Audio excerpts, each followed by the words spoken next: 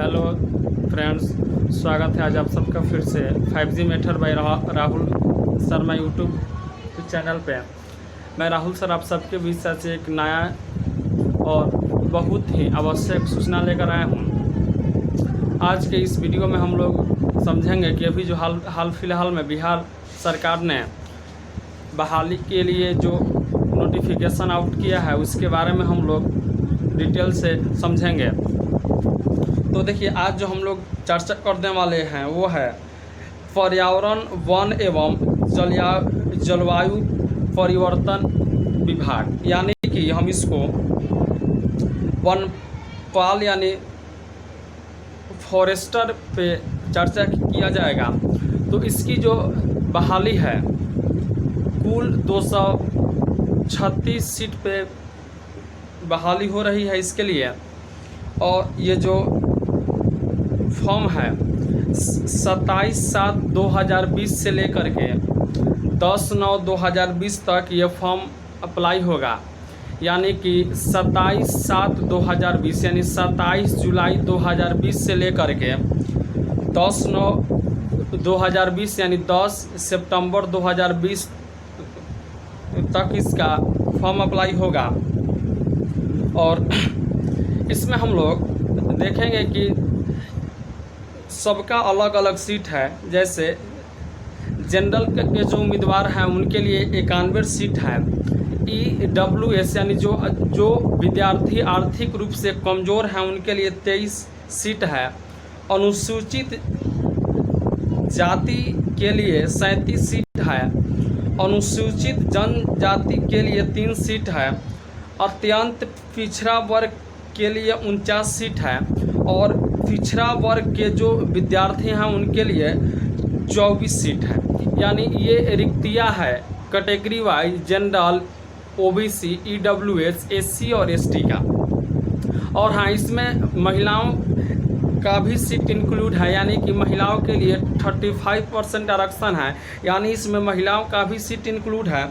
अब देखिए, अगर बात की जाए कि जनरल और EWS, तो जनरल और EWS को जो विद्यार्थी हैं अगर उनका उम्र 18 वर्ष से लेकर के 25 साल के बीच का है, यानी 1/1/2020 तक अगर उनका उम्र 25 साल तो होता है तो वो विद्यार्थी इस फॉर्म को भर सकते हैं। यानी कि 18 वर्ष से अधिक और 25 वर्ष से कम यदि आपका उम्र है तो आप इस फॉर्म को भर सकते हैं। अब देखिए, अनुसूचित जाति और अनुसूचित जनजाति के जो विद्यार्थी हैं उनके लिए जो उम्र है वो 18 वर्ष से लेकर के 30 वर्ष है। यानी कि मिनिमम एज 18 साल और मैक्सिमम एज 30 साल होना चाहिए 1/1/2020 तक। अब देखिए, OBC और EBC यानी कि अत्यंत पिछड़ा वर्ग और पिछड़ा वर्ग के जो विद्यार्थी हैं उनका मिनिमम उम्र 28 साल और मैक्सिमम जो उम्र है वो 27 साल 1/1/2020 तक होना चाहिए।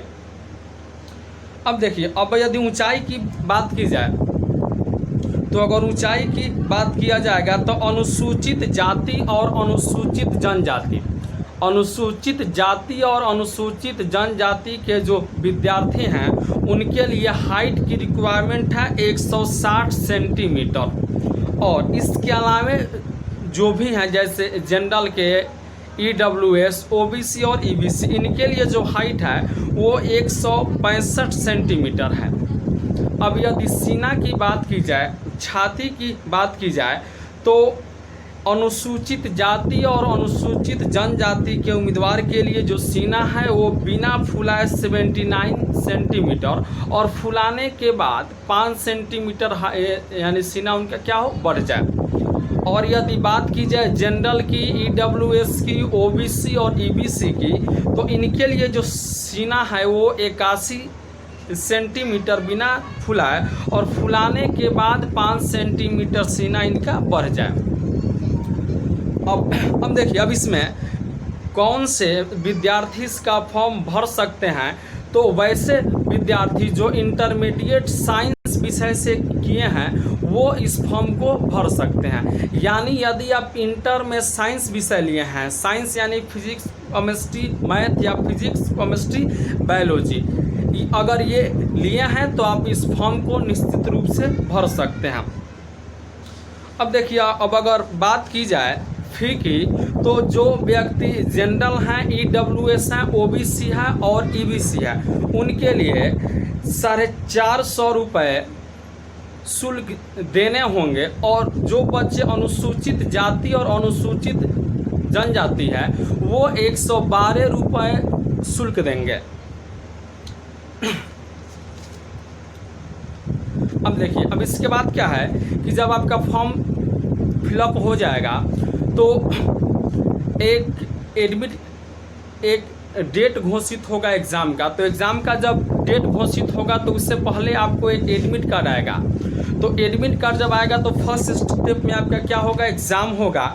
एग्ज़ाम में जो है 100 क्वेश्चन होंगे और दो घंटे का एग्ज़ाम होगा। यानी कि 100 क्वेश्चन रहेंगे आपके एग्ज़ाम में और जो समय है वो 2 घंटे का रहेगा। और जो भाषा होगा, भाषा जो आपके होंगे, परीक्षा की जो भाषा होगी वो हिंदी और इंग्लिश दोनों में होंगे। अब यदि आप बात की जाए सही उत्तर की, तो प्रत्येक सही उत्तर के लिए 4 अंक दिए जाएंगे। यानी एक सही उत्तर आपका होगा तो 4 अंक आपको दिया जाएगा। तो जब इसमें कुल जो क्वेश्चन है उनका संख्या 100 है और एक सही होने पर 4 अंक दिए जाएंगे। यानी 100 क्वेश्चन सही होने पर कुल आपको अंक मिलेंगे कितने, 400 अंक। यानी कि जो आपका एग्ज़ाम होगा वो 400 अंकों का होगा। यानी जो मैक्सिमम मार्क्स होंगे आपके एग्ज़ाम के वो 400 अंकों के होंगे। अब देखिए, अब बात की जाए कि किस